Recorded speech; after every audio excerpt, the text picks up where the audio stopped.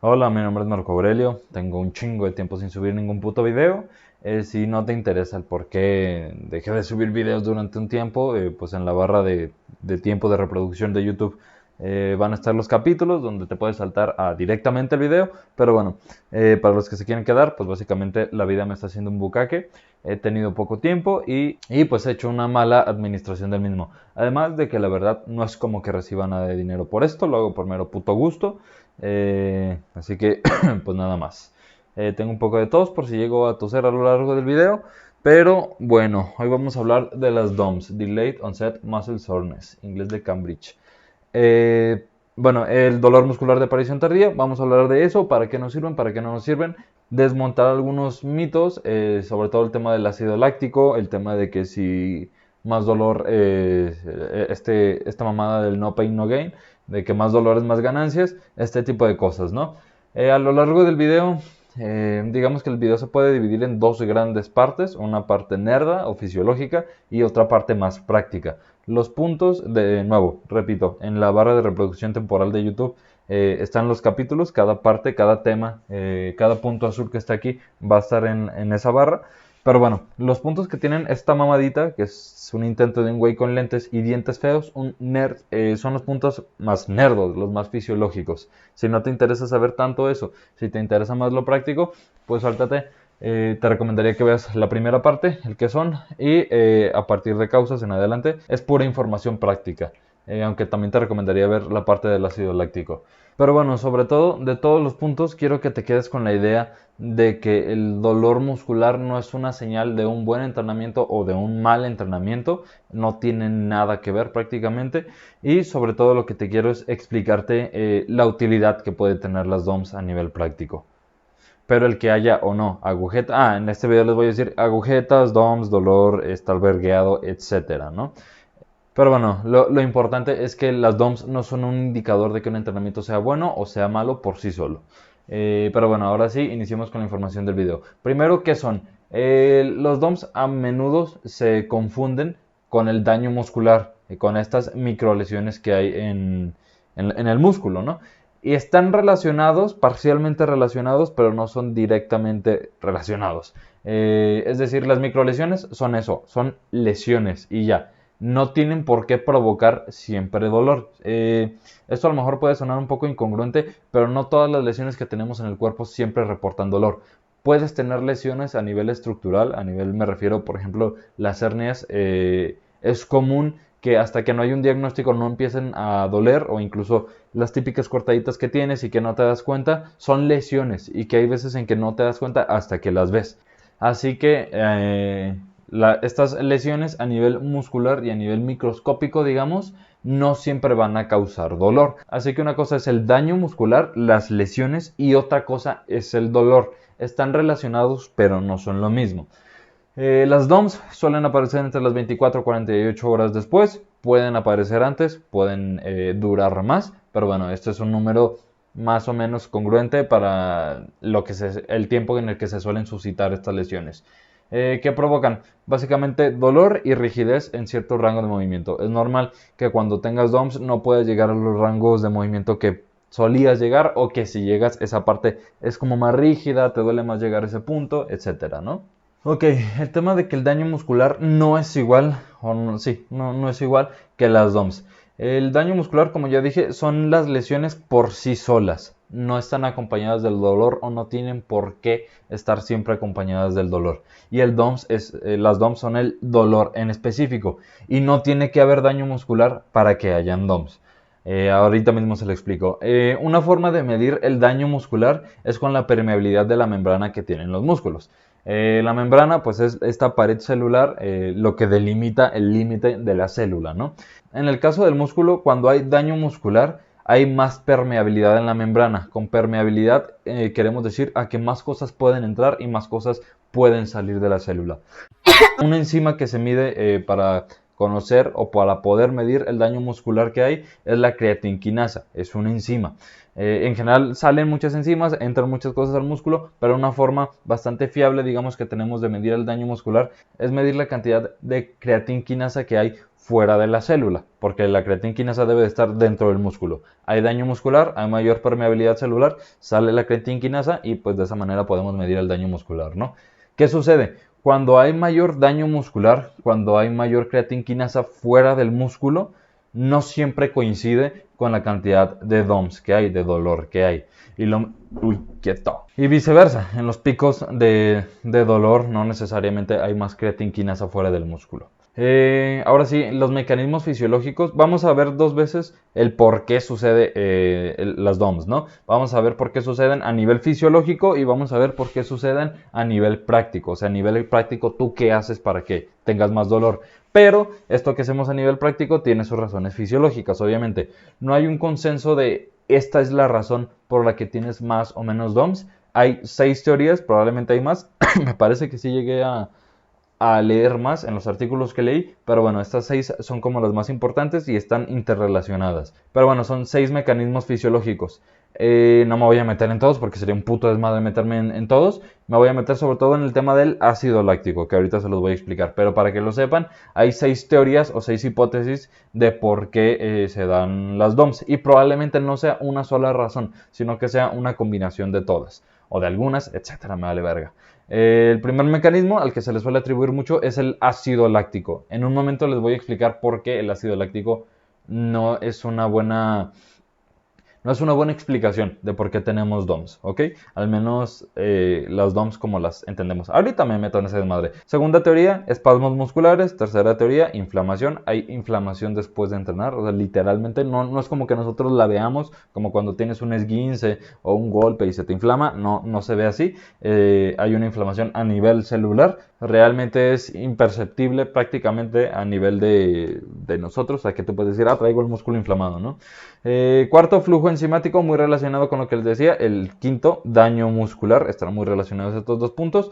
Y sexto, daño a tejido conectivo, tendones, ligamentos, cápsulas articulares, que bueno, en este caso no nos metemos mucho en eso, pero bueno, también hay daño a tejido conectivo, sobre todo a tendones. Ok, ahora sí nos vamos a meter a la parte más chida del video, el tema del ácido láctico.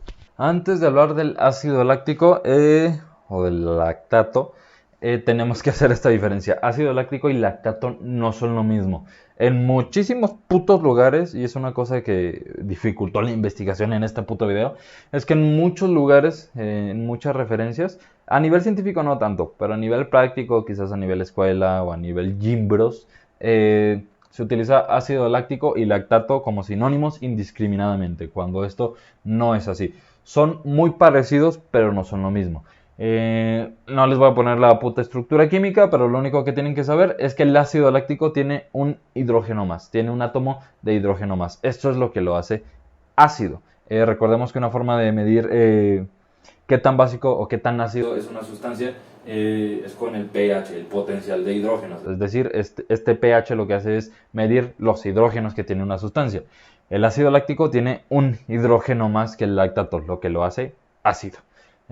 Así que hay que tener esto muy, muy en cuenta. En ocasiones, sobre todo, digamos que supongo que para nivel pedagógico se utilizan como sinónimos. Yo mucho tiempo creí que eran lo mismo, ácido láctico y lactato, pero no. Ahora, ok, ¿por qué el ácido láctico ni el lactato son buenas explicaciones de por qué tenemos DOMS? Primero es que el ácido láctico dura realmente poco, o sea, su existencia es durante poco tiempo, porque fácilmente pierde este hidrógeno extra que les digo que tiene y se convierte en lactato. Así que el ácido láctico no está presente durante mucho tiempo a lo largo del tiempo. Es decir, que no explicaría las DOMS porque las DOMS suceden, repito, en promedio a las 24 a 48 horas después, cuando los niveles de ácido láctico ya prácticamente son muy bajos. Así que esto no explicaría por qué hay DOMS. Lo mismo con el lactato. Durante el ejercicio producimos ácido láctico. Este ácido láctico rápidamente se convierte en lactato. Y el lactato, una vez que terminamos el ejercicio, realmente dura poco hasta llegar a niveles basales. Siempre tenemos lactato en sangre. Siempre en reposo. Ahora mismo tú tienes lactato en sangre. Cuando empezamos a hacer ejercicio, este nivel y a partir de cierto umbral, el lactato empieza a subir. Pero ¿qué sucede? Una vez que terminamos de hacer ejercicio, más o menos a los 60-90 minutos regresamos a niveles basales en lactato. Esto hay que tomarlo con pinzas. Esto me lo enseñaron en la universidad y en la investigación que hice realmente encontré estudios en ratas. Güey, chinga tu puta madre. Espero que no se haya perdido audio porque me acabo de dar cuenta que se abrió una ventana en la computadora de mi y eso en ocasiones hace que se pierda el audio. Este video ya lo había grabado antes, pero se perdió gran parte del audio y por eso lo estoy regrabando. Si se perdió mucha pista de audio, la neta me vale no voy a repetir por tercera vez este video. Pero bueno, estábamos en que, si el lactato realmente dura poco hasta que regresa a niveles basales. No va a estar más de 2-3 horas elevado en sangre.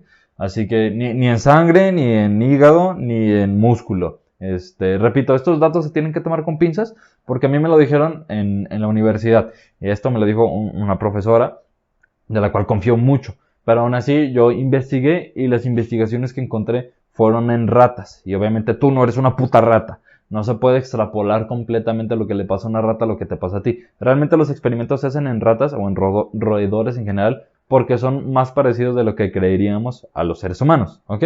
O sea que tiene que ver, pero probablemente no es 100% extrapolable a nosotros, ¿no? De igual manera, todas las referencias, todos los artículos que consulté para este video, que la neta me rifé en este puto video, pues están en la descripción, aunque ya sé que nadie las va a putas ver.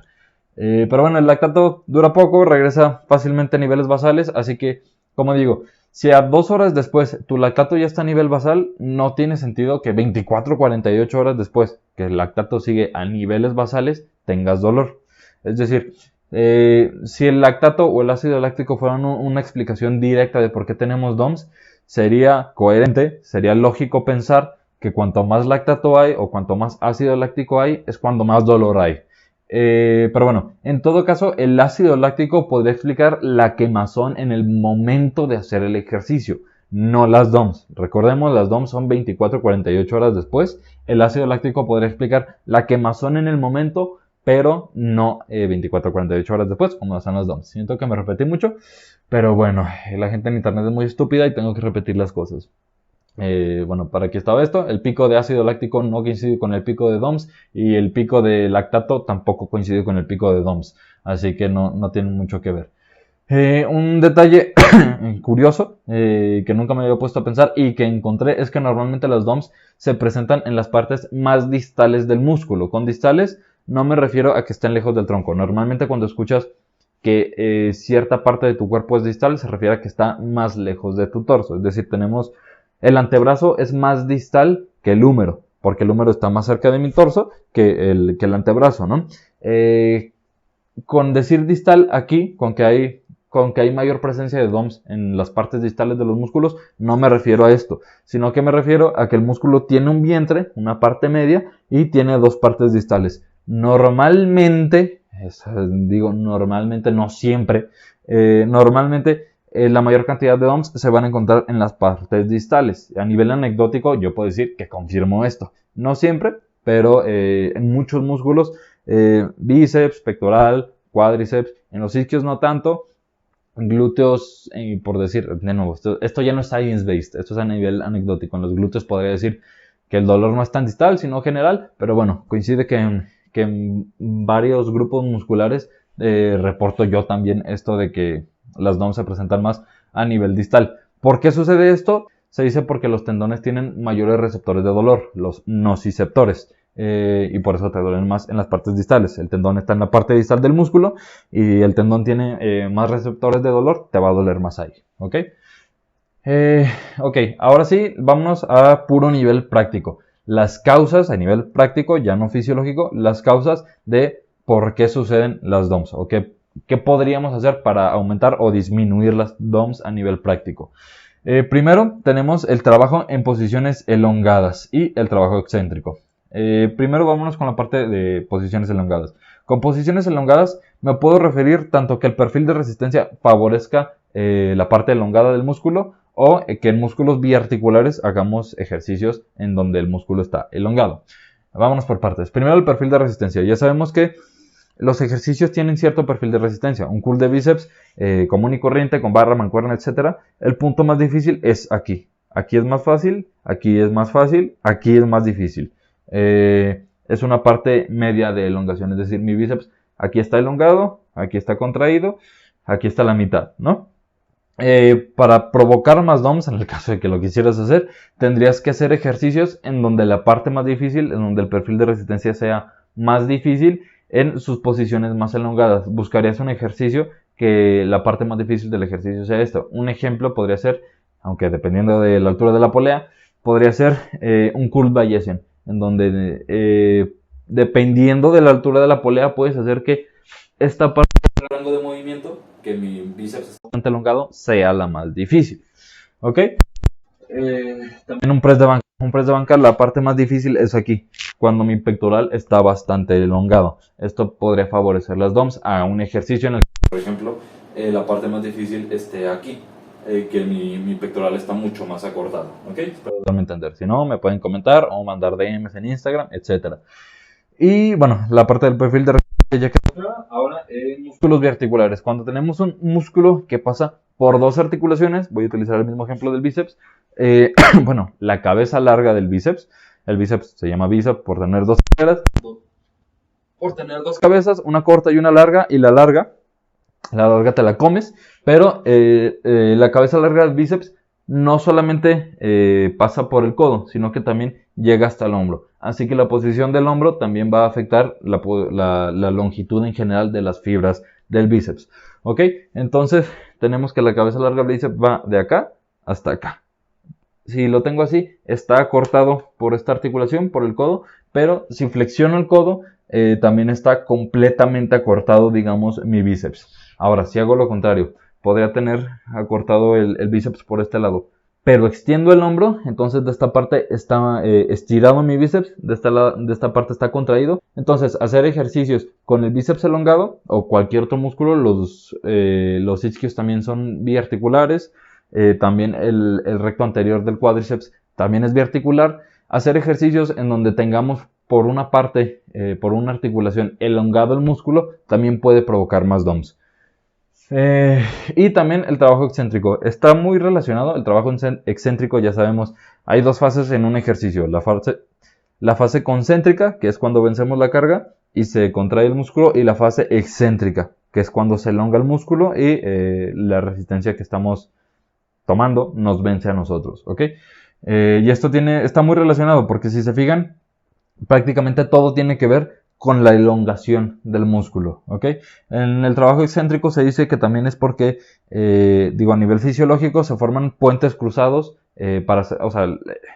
el mecanismo fisiológico de contracción son la creación de puentes cruzados. No te voy a explicar qué es, pero créeme, fuente yo. El mecanismo de contracción de los músculos es la creación de puentes cruzados. Esto sería una contracción, una concéntrica. Cuando estás en la excéntrica, muchos de estos puentes se rompen. No es solo que tú voluntariamente los deshagas o los deconstruyes, digamos, sino que se rompen. Y esto es lo que explica por qué el trabajo excéntrico también puede provocar más DOMs. También tiene que ver con que producen mayor daño muscular y esto se tiene que tomar con pinzas. Hay varios estudios que han salido, sobre todo en isquios y en tríceps, en donde se sugiere que el trabajo en posiciones elongadas produce más hipertrofia. Pero el tema también de trabajar en posiciones elongadas es que producen mayor daño muscular, que como digo, el daño muscular es una de las teorías que explican las DOMs, pero no son directamente relacionables. Pero bueno, producen más daño muscular, probablemente produzcan más DOMs. Y también obviamente si se produce más daño muscular, se produce más fatiga. Y puedes, si te excedes, puedes crear tanta fatiga como para que la síntesis proteica que provoques por el entrenamiento no se dedique a construir tejido nuevo, sino que se dedique a reparar el daño muscular que hiciste. Así que hay cierto umbral. No por meter un chingo de ejercicios de estos te vas a poner mamadísimo. Probablemente sí producen más hipertrofia que un ejercicio normal, digamos, pero también se tiene que tener en cuenta que va a producir más daño, más fatiga y probablemente vas a tardar un poco más en recuperarte. Así que hay que tener cierto cuidado a la hora de programar estos ejercicios. Si por ejemplo entrenas pectoral 2 veces a la semana, lunes y jueves, entrenas pectoral 2 veces a la semana, lunes y jueves, estos ejercicios que favorezcan el daño muscular y posiblemente las DOMs, los metería al jueves, porque hay más descanso del jueves al lunes que del lunes al jueves, ¿ok? O sea, tienes más tiempo para recuperarte, así que sería interesante hacer esto. Esto teniendo simplemente en cuenta como variable el daño muscular, la selección de ejercicios, pero también hay que tener en cuenta el volumen total. Obviamente es una variable bastante importante. Si estás metiendo 14 series a la semana, pero en una sesión metes 4 series, y en la otra sesión metes 10 series, a lo mejor en la sesión de 4 series puedes meter un chingo de estos ejercicios y no te va a provocar DOMs, pero si en la sesión de 10 series estás metiendo un chingo de ejercicios que no necesariamente sean estos, a lo mejor puedes provocar DOMs sin siquiera utilizar estos ejercicios. No sé si me doy a entender. Así que, o sea, es un factor a tener en cuenta este tipo de ejercicios, pero no es el único factor a tener en cuenta. En general, como causa, diría que estímulos nuevos, estímulos a los que no estás adaptado, provocan DOMs, ¿ok? Va a llegar un punto en el que a lo mejor estás utilizando muchísimos de estos ejercicios, pero tu cuerpo ya se adaptó a ellos y ya no te van a provocar DOMs o no tantas como lo hacían antes, ¿no? Que es la idea, no, la idea no es entrenar siempre con DOMs. Pero bueno, siguiente punto, mayor dolor no es mayor hipertrofia. Es una de las pendejadas más grandes que podrías escuchar en tu puta vida. Pero bueno, ¿por qué mayor dolor no es mayor hipertrofia? Primero, hay deportes que provocan bastante dolor y que sabemos que no son para nada ideales para la hipertrofia. Uno de ellos es el running. El running se suele reportar bastante que haya dolor después de un día de correr y en general muchos ejercicios de cardio, el HIIT, etcétera, el ciclismo incluso, se reportan muchos casos en donde la gente reporta muchas DOMs y sabemos que estos putos ejercicios no son para nada ideales para la creación de masa muscular. No quiere decir que no la pueden provocar, pero no es para nada lo óptimo. No hay un punto de comparación a nivel de querer hipertrofia, no hay un punto de comparación entre el trabajo con pesas o el trabajo de fuerza o el trabajo de hipertrofia con el trabajo cardiovascular, porque el trabajo cardiovascular es eso para tu sistema respiratorio y para tu sistema cardíaco. Así que pues no, esto es una mamada. Y también lo que les decía antes, depende también de la cantidad de nociceptores, de receptores del dolor que tengamos. Y hay músculos que no tienen muchos receptores o que por ejemplo pocas veces, esto lo digo a nivel anecdótico, pero también en la literatura que encontré esto, el hombro, el deltoides es un músculo que rara vez va a dar DOMs y hay otros músculos que también lo hay. Como digo, en la literatura se hablaba especialmente del hombro, pero por decirte otros músculos, en la espalda me cuesta mucho tener DOMs, en el dorsal, en trapecio, etcétera, me cuesta mucho tener DOMs. Sí las he tenido, pero nada que ver con que a cada puto rato tengo DOMs en el pectoral. Pero bueno, lo que les digo, hay casos en los que no hay dolor y no quiere decir que no haya desarrollo. Como digo, el hombro tiene mucha capacidad de desarrollarse y realmente es difícil que tengas DOMs en el hombro, ¿ok? Pero bueno, siguiente punto, entrenar o no con DOMs. Entrenar con DOMs mientras no sean limitantes en tu entrenamiento no está mal. Es decir, el día de ayer yo entrené con DOMs y la verdad sí sentí que me limitaban. Llegó un punto, tenía dolor en los isquios y me tocaba hacer peso muerto romano. Y la verdad hasta sentía un dolor un poco preocupante en los isquios. De todas maneras entrené, tuve buen rendimiento. Se podría decir que no me limitó, pero la verdad yo hubiese preferido tener menos DOMs o tener nulas. Así que en general no está mal, sobre todo cuando cambias un plan de entrenamiento, es normal que vayas a tener DOMs y mientras, por ponerte en una escala a nivel práctico, esto no es science-based de nuevo, en una escala del 1 al 10 que no pasen más de un 4 o 5 tus DOMs. Pero incluso tengas DOMs un poquito más altas, es recomendable entrenar. Quizás podrías bajar un poco el volumen o retirar estos ejercicios que te dije antes. Pero bueno, el propio ejercicio tiene un efecto analgésico y hasta cierto punto antiinflamatorio. Sobre todo a largo plazo. A corto plazo sí provoca inflamación, pero a largo plazo el ejercicio tiene un efecto antiinflamatorio. Así que no sería tan mala idea entrenar con DOMs porque puede que te las reduzca. Pero cuando las DOMs son incapacitantes, no te puedes levantar, te duele toda la verga, no puedes caminar, pues ahí te recomendaría que hicieras ejercicio ligero y sobre todo que modifiques tu plan de entrenamiento. Si eres un principiante, aquí un pequeño asterisco, un inciso, si eres un principiante no te vas a salvar de tener DOMs. Un principiante va a tener DOMs en las primeras 2-3 semanas, ¿no? La idea es que tanto en principiantes como en personas X, tus DOMs vayan reduciendo. Lo que dije antes, también tener un plan de entrenamiento nuevo puede que te vaya a provocar DOMs. La idea es que estas DOMs a lo largo del tiempo vayan reduciéndose. Si no se reducen, y también lo puedes ver en tu rendimiento, si no se reducen, siguen siendo muy altas, vas a ver probablemente en tu rendimiento que no vas a progresar. Esto quiere decir probablemente que el volumen de entrenamiento es demasiado alto. Deberías de bajarlo o deberías de reducir estos ejercicios o ambas estrategias, ¿no? Pero sí, un punto importante en los principiantes o cuando cambies de un plan de entrenamiento, probablemente va a ser seguro que tengas DOMs, pero bueno, también por decir otra cosa más es que cuando entrenas a un principiante, esto para los entrenadores, cuando entrenas a un principiante pues hay que mimarlo mucho, ¿no? No le vas a poner mucho estos ejercicios, el volumen de entrenamiento no va a ser muy alto, porque un principiante lo que buscas es mayor adherencia. No tiene sentido que te lo verguíes para que el día siguiente no pueda ni siquiera caminar. No va a querer regresar a entrenar en su puta vida. Así que con principiantes, la idea o una recomendación que yo te podría dar es mimarlos bastante, no vergueártelos, hacer que les guste para que tengan una buena adherencia, que es uno de los principales objetivos a la hora de entrenar principiantes. Pero bueno, me desvié un chingo. Ya para terminar, ¿para qué sirven los DOMs? Esto es uno de los puntos más importantes de todo el video, yo diría. Básicamente nos sirven para dos cosas. Primero, para valorar la recuperación, lo que les dije antes. Si inicias un plan de entrenamiento, tienes un chingo de DOMs, ok, es relativamente normal, ¿no? Pero si a lo largo de las semanas no bajan estos niveles de DOMs, probablemente tienes que reducir la carga de trabajo. Así que nos puede servir para esto, para valorar la capacidad de recuperación. Y el segundo punto muy importante de por qué nos sirven es para saber si entrenamos lo que quisimos entrenar. Depende de la localización del dolor.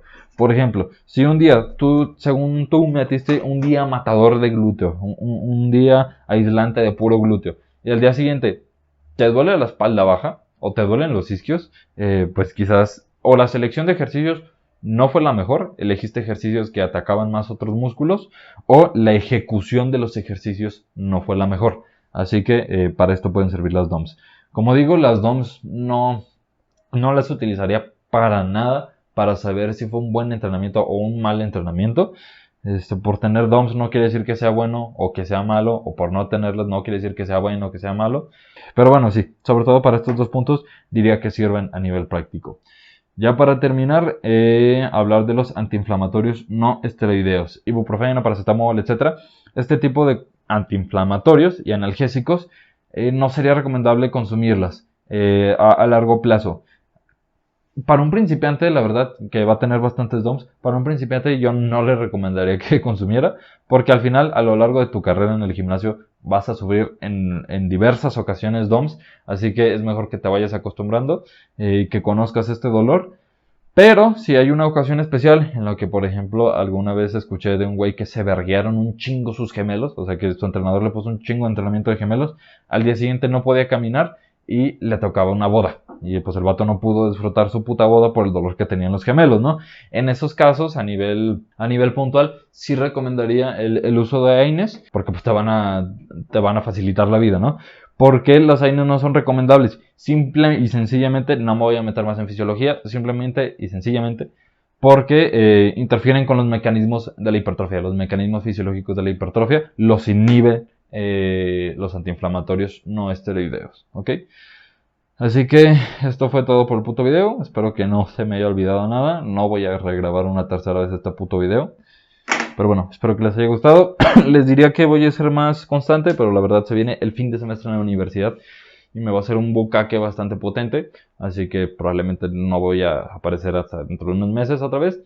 Si aparezco seguramente va a ser en Instagram o en TikTok, así que síganme mejor por esas redes.